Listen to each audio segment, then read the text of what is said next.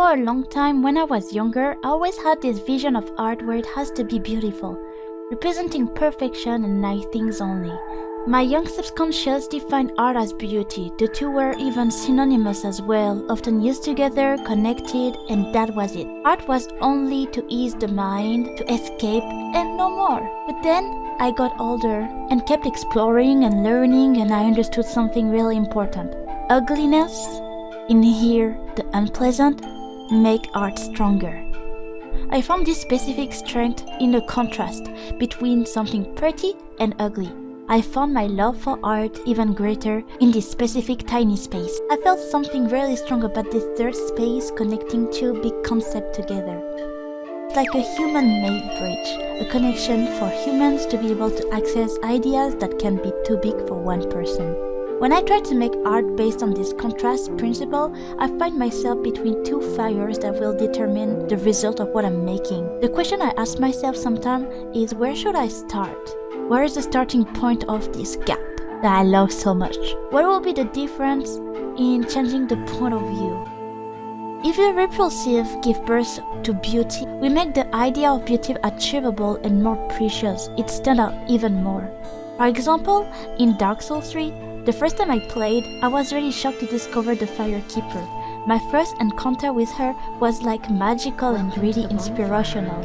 Everything about this character expressed beauty, calmness, and tenderness in a world full of scary monsters and ruins, building, and despair. Years prior to this experience, in my middle school years, I was reading the first few pages of Berserk, and I remember that in the first page, everything was extremely graphic, raw, and maybe way too much for a 12-year-old, but I really wanted to read it to be cool and be like, yeah, I read Berserk, you know, average teenager moment. But yeah, anyway, everything in this chapter puts us in this really dark ambience. Basically that we cannot trust anything, and beauty is something really rare in this world. When there is something beautiful, there is something really wicked hiding behind it. But then again, same thing from earlier, we discovered this new character, Puck. He appears after the first really bloody scene. Really graphic and disgusting things going on. And even though he's in danger, there is still this change of atmosphere. It's almost all of a sudden more breathable. I remember him being my favorite character because of this exact reason. He felt too good for this world. He clashed with the universe right away. And the few panels he was in felt magical with the way he was drawn, and it was really calming and gave a balance to this dark story I was reading. To me, he was a sign of hope in a world where most people lost it. Beauty in both of those examples is born in a cruel world, extracted from evil. It is telling us that in order to reach beauty, pain is required. If in our example from before, ugliness was serving beauty, here I feel like beauty rejects it when it becomes the main idea. Here, beauty is strict, rigid, rules are called, and there is no place for unpleasantness.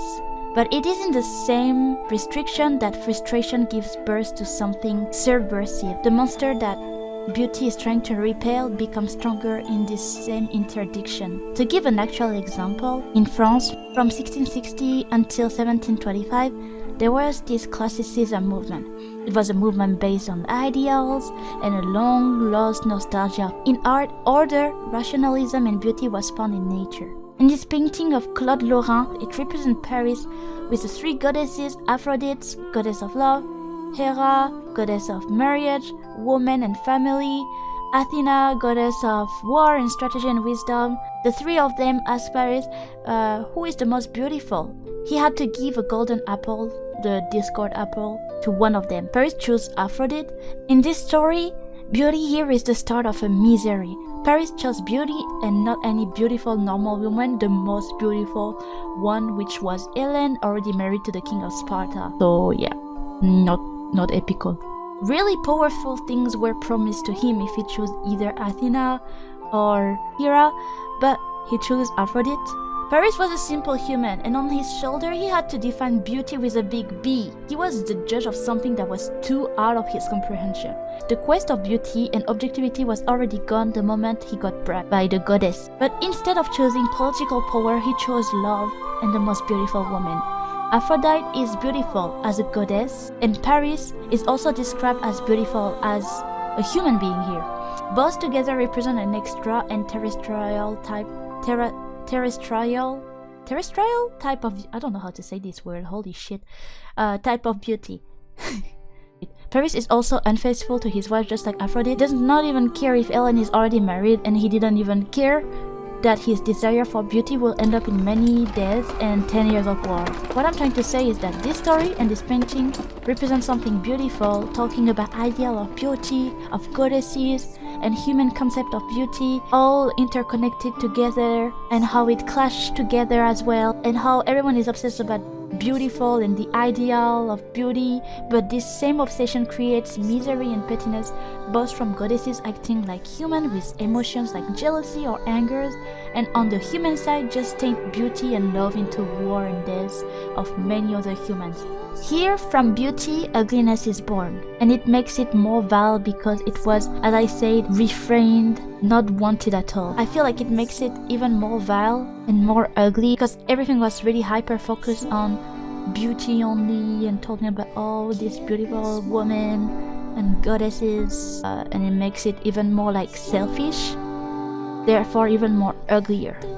The Classicism movement, in its attempt to show order and create rigidity, led to frustration. When France was suffering from disease, poverty and hunger, the court was preoccupied about prudence. At that time, it gave a vision of the world really rigid and structural, a legitimization as well of the noble class having the last word on what is proper and what is considered beautiful. It basically reinforced the dominant class. In reaction to this, there is a new movement called Romanticism, where the rules turn out to be different. The world perception got a bit more blurry, especially in nature. We lost this structural order from before, and now we have an acceptance of the human condition, not being able to understand all the rules of the world around us. The themes of Romanticism got darker, more in connection with real life as well, which helped more people to relate to art as well. Romanticism, according to me, helped make the undesirable fancy. In a way, it does elevate as the same level with beauty, if not even higher at some point, and I kind of like see something there. I feel like Romanticism makes miserable things aesthetic in the same way Tumblr did back in old days, in the 2010s. Basically like a glorification of disturbing things and calling it beautiful. But yeah, I don't know, maybe that's a stretch, whatever. What I'm trying to say here is, what about just ugly?